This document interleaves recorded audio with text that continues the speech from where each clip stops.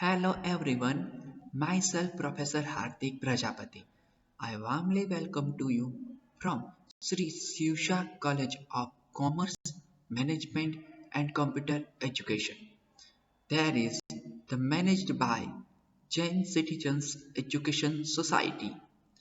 Here we are starts an initiative of online teaching 2020 to 2021.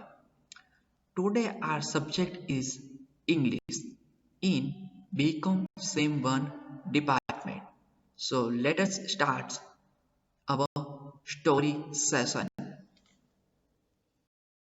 In this video, we are study about our third story. The title is A Snake in the Grass by R.K. Narayan. It is the very interesting story in this semester.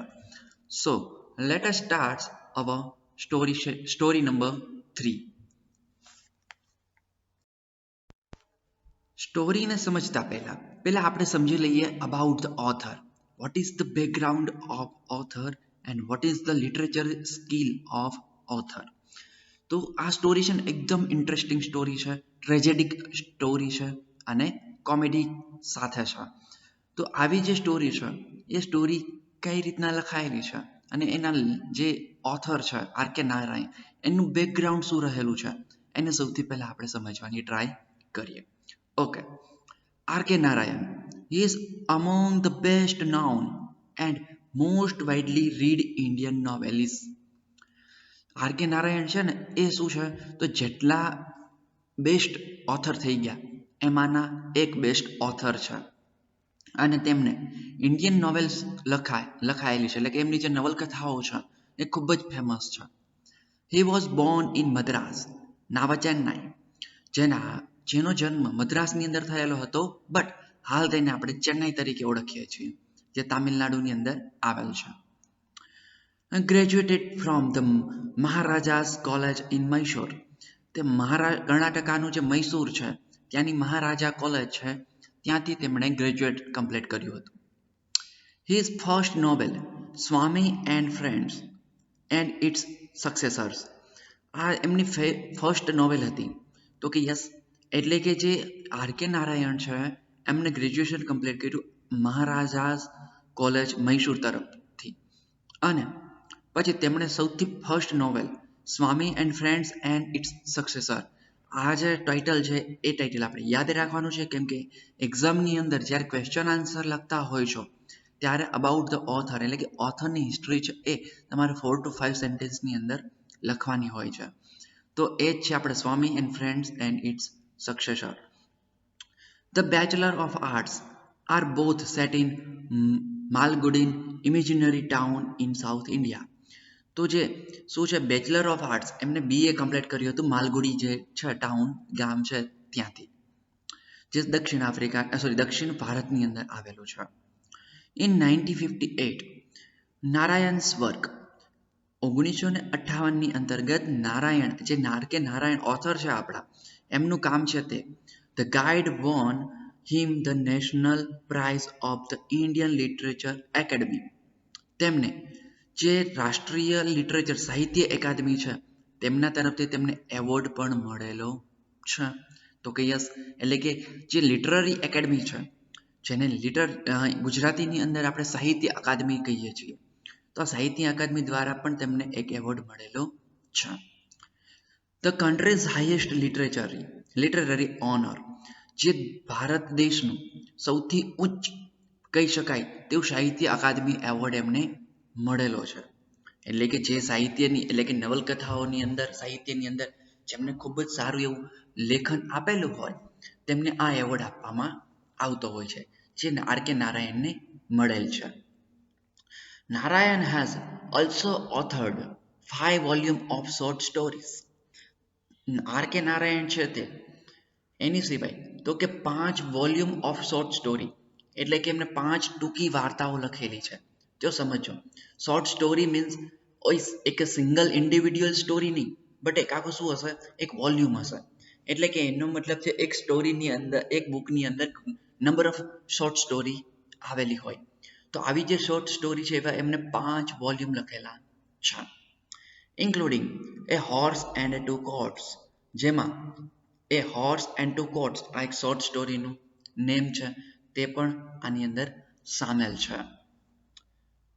ચલો તો next વાત કરીએ આપણે Malgudi days, જે એના 5 volume છે. એટલે R K નારાયણે જે 5 વોલ્યુમ લખેલા છે જે શોર્ટ સ્ટોરીના ફેમસ શોર્ટ સ્ટોરી છે તેની અંદર તો કે એ હોર્સ એન્ડ ટુ કોટ્સ, પછી સેકન્ડ છે માલગુડી ડેઝ. તો આ માલગુડી ડેઝ છે ને ફેમસ નોવેલ છે ઇન્ડિયન લિટરેચરની, જે હિસ્ટ્રીની અંદર છે એ યાદગીરી એની રખાય છે. એની ઉપરથી ટીવી સિરિયલો પણ આવતી હતી. માલગુડી ડેઝ એક ટ્રેનની સત્ય હકીકત ઘટનાઓ, એક સ્ટેશન જે રેલવે પ્લેટફોર્મ હોય છે તેની પરની ઘટના અહીંયા દર્શાવેલી હતી. પછી છે કોટ્સ, પછી demons and others and under the banyan tree. તો આવી જે ફેમસ નોવેલ છે શોર્ટ સ્ટોરી તે તેમણે લખેલી છે. એટલે એમના ઓથર છે R K Narayan. Two travel books, 2 volumes of essays, એટલે કે એમને 2 ટ્રાવેલ બુક્સ એટલે કે જે મુસાફરી ગ્રંથો આવે છે એ લખેલા છે. 2 વોલ્યુમ ઓફ એસે, 2 તેમને નિબંધ માળા આપેલી છે. એટલે કે જો સમજો એસે મીન્સ એક સિંગલ એસે નહીં, બટ એક વોલ્યુમ ઓફ એસે નો મતલબ એની અંદર નંબર ઓફ એસે આવેલા હશે, એટલે કે એક આખો ગ્રંથ. પછી એ volume of memories, retold legends of the RK, retold legends of the Ramayana and the Mahabharata. આવે ઘણા બધા એમને બુકો લખેલી છે. And a memory my days, આવી બધી બુકો લખીને તેમને ફેમસ છે સાહિત્ય એકાદમી એવોર્ડ છે. લિટરેચરી એકેડમી, નેશનલ લિટરેચર એકેડમી દ્વારા જે એવોર્ડ આપવામાં આવે છે જે એવોર્ડ મળેલ છે. Narayana wrote for more than 50 years, તેમને 50 વર્ષ કરતાં પણ વધારે લિટરેચરની અંદર કામ આપેલું છે. And published until he was 87, જ્યાં સુધી તેઓ 87 વર્ષના એટલે કે 87ની એજ ના થઈ ત્યાં સુધી તેમના ગ્રંથો, તેમની નોવેલો, તેમની શોર્ટ સ્ટોરીઝ છે એ પબ્લિશ થતી રહી છે. In 1980 he was awarded the 1980 ની અંદર એમને એક એવોર્ડ મળેલો હતો. કયો? AC Benson medal by the Royal Society of Literature. AC Benson medal પણ તેમને મળેલું છે જે રોયલ સોસાયટી ઓફ લિટરેચર દ્વારા આપવામાં આવતું હોય છે. And 1982 he was made an honorary member of the American Academy and Institute of Arts and Letters. Narayan's work captures many Indian traits. 1982ની અંતર્ગત he was made an honorary member of the American Academy. જે American academy છે તેની અંદર એમને માનનીય સદસ્ય બનાવવામાં આવેલ હતા. And institute of arts and letters, એટલે કે જે ઇન્સ્ટિટ્યૂટ ઓફ આર્ટ્સ છે, જે કલા માટેના જે આર્ટ્સ છે, કોલેજ છે, ઇન્સ્ટિટ્યૂટ છે, તેના પણ એમને મેમ્બર બનાવવામાં આવ્યા હતા. એન્ડ એની સિવાય એના પછી તો આર કે નારાયણને ઘણા બધા એવા ઇન્ડિયન પદવીઓ, ટ્રેટ્સનો મતલબ થાય પદવીઓ મળેલી છે. He was sometimes captured to the American writer William Faulkner. તેમને ઘણીવાર છે એ શું કરવામાં આવે છે તો કેપ્ચર્ડ નહીં, તે કમ્પેર્ડ છે. તેમને ઘણીવાર અમેરિકન રાઇટર છે વિલિયમ ફોકનર તેની સાથે પણ કમ્પેરિઝન કરવામાં આવે છે. તો કે યસ, સમજાય? એટલે કે R K Narayan has work American writer William Faulkner, whose novels were also grounded in the compassionate humanisms and celebrated the humor and energy of the ordinary life. જે એટલે કે અમેરિકન રાઇટર વિલિયમ ફોકનર છે તેમણે પણ છે એમની સાથે સરખાવવામાં છે. એનું રીઝન શું છે? તેનું રીઝન છે કે તેમને પણ જે એ કમ્પન્સન્ટ ઓફ હ્યુમનિઝમ એટલે કે માનવતાવાદી જે સભ્યતા છે એને સાથે એમને લખેલું છે. સેલિબ્રેટેડ ઓફ ધ હ્યુમર, તે હ્યુમર છે જે વ્યંગ છે એને પણ એમને ઉજવણી કરેલી છે, એટલે કે એમને વખાણતા લેખકો લખેલા છે લેખનો. And energy of the ordinary of life, જે સામાન્ય વ્યક્તિની લાઈફ છે એની ઉપરની જે ઉર્જા છે એને રિલેટેડ આ બધાએ લખેલ છે. A typical regional flavor adds to the pictures, questions and realisms of the Narayan's work. જેની અંદર એટલે એમ કહે છે કે જ્યારે ટિપિકલ રિજનલ છે એટલે કે ધાર્મિક બાબતો છે એનો ફ્લેવર ઉમેરીને તેમણે શું કર્યું છે, જે રિયલ લાઈફની અંદર જે વાસ્તવિકતા છે એમને પ્રદર્શિત કરી છે પોતાની નોવેલની અંતર્ગત. અને આટલું સરસ મજાનું કામ કરેલ છે R K. નારાયણે.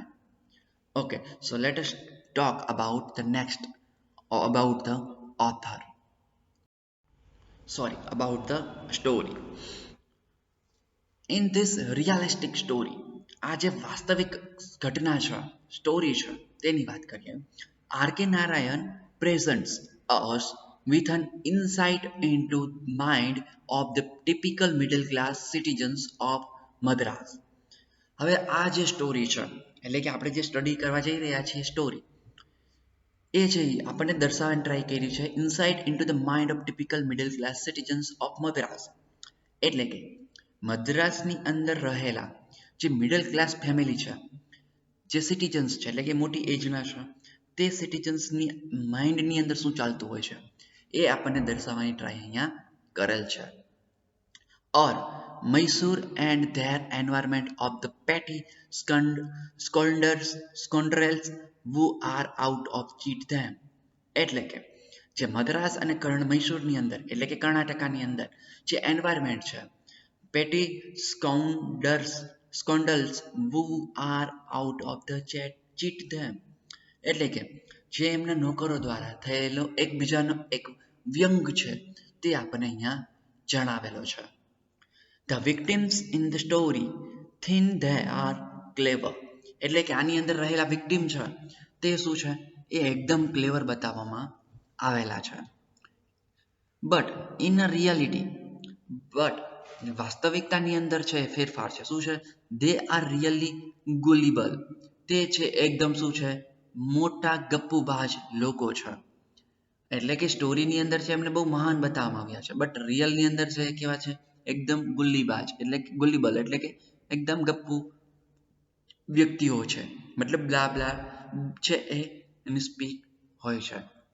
And unlettered work shrinking gardener is able to successfully fool his much educated and more intelligent employers.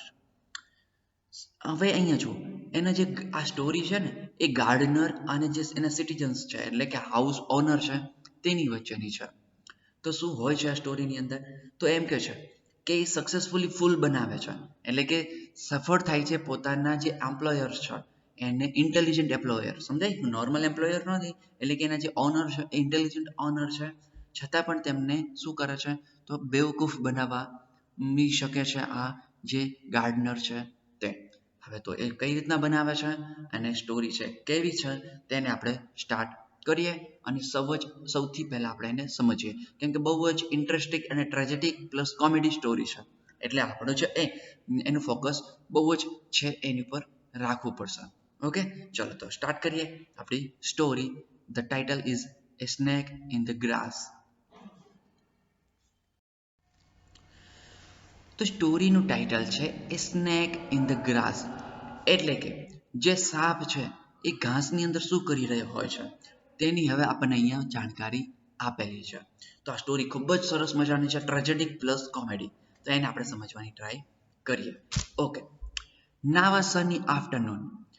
Sunny આફ્ટરનૂનનો મતલબ, સનીનો મતલબ થાય છે તો કે એકદમ ખુલ્લું આકાશ, એટલે કે એકદમ છે એ જે સૂર્યનો તડકો છે એકદમ સનશાઇન છે એકદમ ક્લિયરલી દેખાતું હોય. તો કે યસ. પછી આફ્ટરનૂન એટલે કે એકદમ છે એ ખુલ્લી બપોરે, એટલે કે એકદમ તડકો છે એકદમ આવી રહ્યો હતો એવી બપોરે. when the inmates of the bungalow were at their siesta. અને એ સમય શું થાય છે તો એનો મતલબ છે વેર ધ ઇન્મેટ્સનો મતલબ થાય છે સહવાસી, એટલે કે એક ઘરની અંદર રહેતા જે કુટુંબીજનો છે, ફેમિલી મેમ્બર્સ છે તે. Of the bungalow were at their siesta, એટલે કે એ સાંજે બધા જ લોકો છે એ પોતાના આ બંગલોની અંદર છે એ શું કરતા હતા તો આરામથી જીવન વિતાવતા હતા. અ સાયકલિસ્ટ રેંગ હિઝ બેલ, એટલે કે જ્યારે ઘરની અંદર આ બધા લોકો છે એ એટલે કે ઇનમેટ્સ રહેતા હતા એ સમયે એક સાયકલિસ્ટે શું કર્યું રેંગ હિઝ બેલ, રિંગનું ભૂતકાળ છે રેંગ એટલે કે એને વગાડ્યો હતો. શું વગાડ્યું હતું એનો બેલ છે તે એટલે કે જે ઘરનો બેલ છે તે at the gate practically frantically and announced, એટલે કે એને ગેટની બહાર રહીને એને બેલ છે એ વગાડ્યો હતો. ફ્રેન્ટિકલી નો મતલબ થાય છે પગપાળું એટલે કે પગેથી ચાલીને આવતી પગદંડી, એન્ડ એનાઉન્સ્ડ અને એને એનાઉન્સ કર્યું એટલે કે એને એક જાહેરાત કરી. કઈ જાહેરાત કરી? A big cobra has got into your compound. Cobra છે ને એ સ્નેકની એક શું છે સ્પેસિયસ છે. એ બિગ કોબ્રા એક એ છે એટલે એનો મતલબ સિંગલ છે તો એ બિગ કોબ્રા એટલે કે એક બિગ કોબ્રા છે, એક મોટો કોબ્રા છે ગોટ ઇનટુ યોર કમ્પાઉન્ડ, જે તમારા કમ્પાઉન્ડની અંદર છે.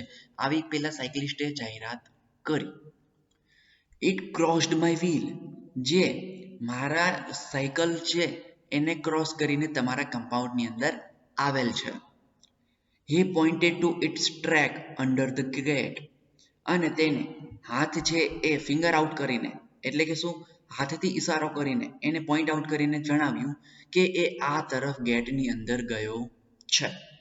એન્ડ રિઝ્યુમ્ડ હિઝ જર્ની, અને તેને પોતાની જે જર્ની હતી એ ચાલુ રાખી. એટલે કે એમ કહેવા માંગે છે કે ઘરની અંદર છે એ જે સહવાસી ઇનમેટ્સ છે એ આરામથી પોતાનું જીવન વિતાવતા હતા. બટ તે સમય શું થાય છે એક સાયકલિસ્ટ પસાર થાય છે અને એને જે વ્હીલ છે સાયકલનો તે સાયકલના વ્હીલમાંથી ક્રોસ કરે છે એક સ્નેક, અને આ સ્નેક ક્રોસ કરે તો ત્યાંથી છે એ શું થાય છે તો ત્યાંથી તે છે એ કમ્પાઉન્ડની અંદર શું કરે છે તો એન્ટ્રી લેશે. તો તેથી એ એનાઉન્સ કરે છે કે Hey, big cobra has got into your compound. It crossed my wheel. આવી ઇન્ફોર્મેશન આપીને તે પોતાની જર્ની છે એને કન્ટિન્યુ કરે છે. ચાલો તો નેક્સ્ટ વાત કરીએ. The family consisting of the mother and her 4 sons, એટલે કે આ જે ફેમિલી છે એ કેવી હતી તો તેની અંદર તો કે કન્સિસ્ટિંગ ઓફ ધ મધર એટલે કે તેની અંદર માતા અને તેના 4 પુત્ર રહેતા હતા. assembled at the gate in the great agitation. એગિટેશન નો મતલબ થાય છે આંદોલન. જાણે બધા લોકોએ આંદોલન ઉપર ઉતરી ગયા હોય તેવી રીતના તે માતા અને તેના 4 પુત્ર, અને એસેમ્બલ્ડ નો મતલબ થાય ભેગા થવું. તો આપણે કહીએ છીએ ને એસેમ્બલી, તો એસેમ્બલી એનો મતલબ પણ ભેગું થવું થાય, ભેગું કરવું, અને અહીંયા એસેમ્બલ્ડ નો મતલબ થાય છે ભેગા થયા હતા. એટલે કે આ જે 5 લોકો છે એ ભેગા થઈને જાણે આંદોલન કરવા નીકળ્યા હોય તેવી રીતના ગેટ પાસે આવીને ઊભા રહી ગયા. The old servant Dasa was sleeping in the shade. જે દાસા છે જે એનો શું છે તો કે ઓલ્ડ સર્વન્ટ એટલે કે જે જૂનો નોકર છે એમનો જેનું નામ છે Dasa, was sleeping in the shade, જે પોતાના શેડની અંદર એટલે કે એની માટે જે અલાયદો રૂમ છે તેની અંદર સૂઈ રહ્યો હતો. They shook him out of his sleep. એ શું છે એ પોતાની સ્લીપ છે એ લઈ રહ્યો હતો એટલે કે ઘોર નિંદ્રાની અંદર હતો. And announced to him the arrival of the cobra. અને એ જ સમયે શું થયું તો એ જ સમયે એક જાહેરાત મળી કે કમ્પાઉન્ડની અંદર કોબ્રાની એન્ટ્રી થઈ છે. એટલે કે હવે એ સૂઈ રહ્યો હતો જે દાસા છે પોતાના સેપરેટ રૂમની અંતર્ગત શેડ છે તેની અંદર, ત્યારે તેને આવી અનાઉન્સમેન્ટ સાંભળી. And there is a no cobra, અને એ શું કહે છે તો કે there is a no cobra, તો એમ કહે છે કે કોઈ અહીંયા કોબ્રા કમ્પાઉન્ડની અંદર આવેલો નથી. તો કે યસ હી રિપ્લાઇડ, અને તે આન્સર આપે છે. શું આપે છે? And tried to dismiss the matter, એટલે કે પોતાની જે નિંદરમાં છે દાસા એની નિંદર ખરાબ ન થાય એટલા માટે એ રિપ્લાય આપે છે કે કોઈ જ કોબ્રા નથી, નો કોબ્રા ઇન ધ હાઉસ. એટલે કે આ જે મેટર છે એને સોલ્વ આઉટ કરવાની ટ્રાય કરે છે પોતાની જાતે. And they swore at him and forced him to take an interest in the cobra. અને એ શું કરે છે તે સ્વોર આપણે એમ કહીએ છીએ ને આઈ સ્વેર, તો સ્વેર નો મતલબ થાય કસમ ખાવા, અને સ્વોર એટલે એમને કસમ ખાધી હતી. તેઓએ કસમ ખાધી હતી કોની સામે? at him and forced him to take an interest in the cobra. એટલે કે તેમને કસમ ખાધી હતી કે તે આ કોબ્રાના જે મેટર છે એની અંદર ઇન્ટરેસ્ટ નહીં લે. બટ ઇનડાયરેક્ટલી હવે એમને જે સાયકલિસ્ટ છે તેમના કહેવાથી, એનાઉન્સ કરવાથી, હવે એમનું ધ્યાન છે, ઇન્ટરેસ્ટ છે એ વધવા લાગ્યો. the thing is somewhere here, એટલે કે ક્યાંકથી છે એ અહીંયા હવે આવી ગયું છે. if it is not found before the evening, આ છે એ સાંજ પહેલા એને કોઈ જ પત્તો લાગ્યો નહીં. એટલે કે જે કોબ્રા કમ્પાઉન્ડની અંદર આવી ગયો હતો તેનો કોઈ જ છે એ હવે એમને શોધખોળ કરી, બટ હવે એમને કોઈ ખ્યાલ આવ્યો નહીં. we will dismiss you, હવે એમ કે છે જો એ સાંજ સુધી એનો પત્તો ન લાગે તો અમે તમને જ એ અહીંથી કાઢી મૂકીશું. કોને કહે છે?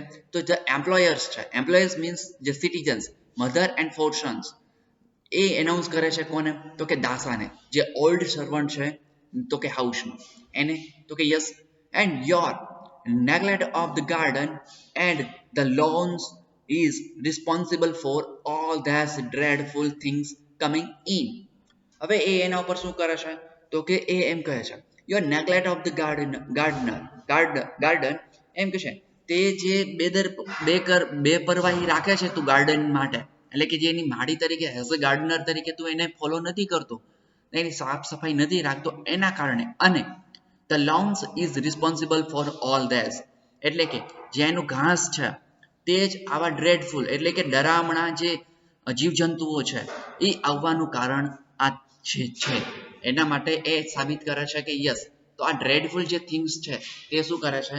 તે આની માટે રિસ્પોન્સિબલ છે. અને એના રિસ્પોન્સિબલ કોને કાઉન્ટ કરવામાં આવે છે? તો જે ઓલ્ડ સર્વન્ટ છે દાસા, તેને આવું કાઉન્ટ કરવામાં આવે છે. યસ, ઓકે, ચાલો. Now here completed our story part 1. Okay, તો આપણે છે એ નેક્સ્ટ વિડીયોની અંતર્ગત, નેક્સ્ટ વિડીયો લેક્ચરની અંતર્ગત આપણે આ સ્ટોરી છે એને કન્ટિન્યુ કરીશું.